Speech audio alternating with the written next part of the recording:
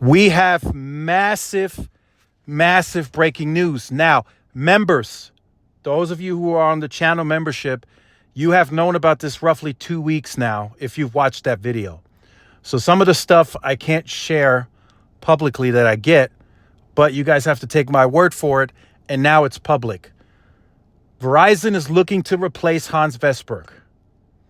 I'm hearing the shakeup is supposed to happen sometime in as early as July, towards the end, but could run into August.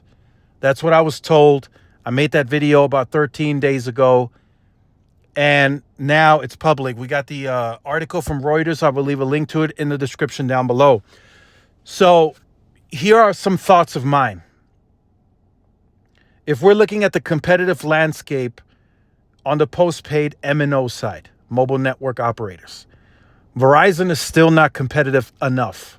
The My Plan, from what I'm told, I'm talking to people, I'm looking at stuff, the My Plan still hasn't turned the tide. And a lot of you said in the comments in those videos that it wouldn't. It's still not enough. They should have at least included one perk or something, right, to become more competitive. The difference in networking is not noticed as much anymore. In many cases, I am told, and this is by statistics, a person that has a T-Mobile line and a person that has a Verizon line, they really can't tell the difference anymore. That's how good T-Mobile has gotten.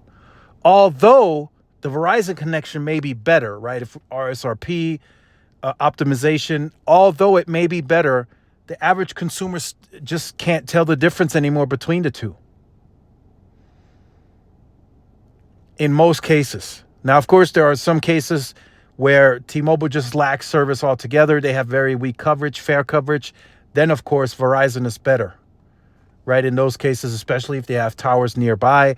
But in most metro urban cores, T-Mobile and Verizon, it's tit for tat. In most cases for the average consumer. Really is. If they can pick up the phone, they can make a call, they can send a text. Most average consumers are fine with that. So again, whoever's going to replace Hans, they're looking for a new finance chief and potential CEO successor. So this could be one or two things. This could be the board telling Hans, hey, we're going to remove you. Or this could just be voluntary coming from Hans, that he says that he's going to step down as the CEO with this new person in charge. So again, if you'd like to join the membership and stay up to date, get stuff a bit early, make sure you guys tune into that. I'll leave a link to that in the description down below. Again, I'm tracking a few other things that I might drop on there, so make sure you stay tuned to that. And then, of course, if there's any earlier updates to this situation here, I'll leave that for the members as well, if there's any early leaks that are sent to me. So make sure you guys stay tuned. It's going to get very interesting. We're going to have to figure out, okay, who's this new CFO that they're going to put in place? Is he going to be a good replacement for Hans? It can't just be anybody, right? Right now, they're looking at an external hire. They're not even looking internal to replace this person. So that's very interesting, right? The last time Verizon replaced their CEO, it was with an external hire. It was Hans Vestberg, and look what we got with that. So the board isn't necessarily the smartest. The board members aren't necessarily the smartest over at Verizon. They're kind of hurting the company.